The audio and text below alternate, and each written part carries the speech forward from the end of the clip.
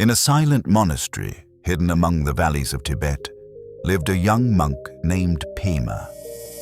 From the very first day, Pema appeared different in the eyes of the other monks.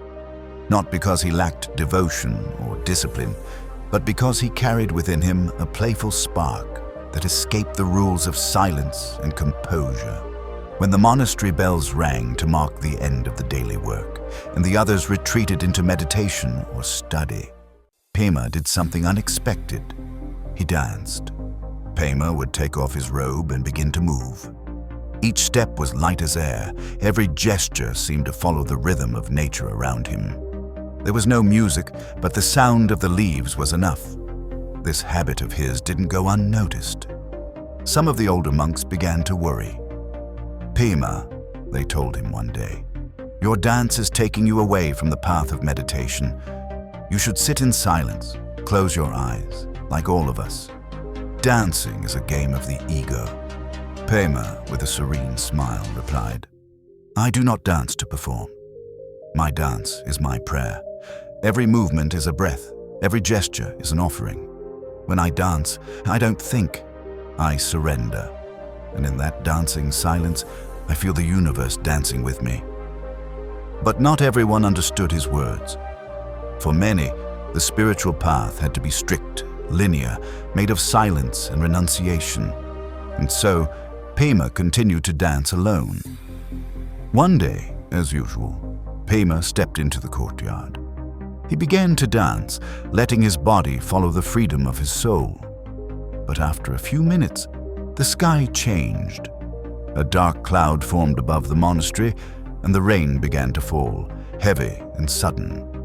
The monks, surprised, ran to take shelter under the porches, all except one. Pema remained in the middle of the courtyard, his arms open to the sky. He didn't stop. He didn't cover himself. He kept dancing, letting the rain slide over him like a blessing. He was completely immersed in the moment. Every drop was part of his inner music. Dance and rain became one.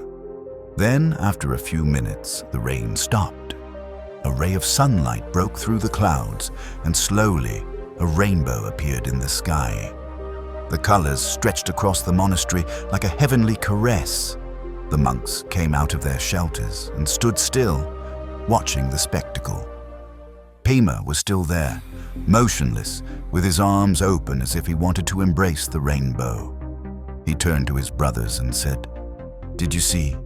My dance made the sky cry and then made it smile. This rainbow is a gift of the present. Every moment is sacred if we live it with openness and gratitude. When we surrender to what is, even the rain becomes light." From that day on, the monks' attitude changed. Some of them began to look at Pema not with judgment, but with curiosity. They understood that for him, dance was an authentic form of meditation, a way to be in the present, to listen to the body and the breath, to connect with something greater without needing words. And so, day after day, Pema continued to dance, even when there was no sun, even when no one was watching.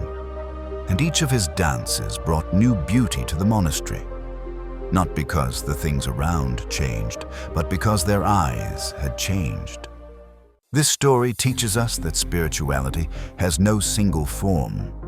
Not everyone finds peace in silence, and not everyone prays with words. For some, dance, drawing, walking in nature, or simply breathing with awareness are deep and authentic paths to presence.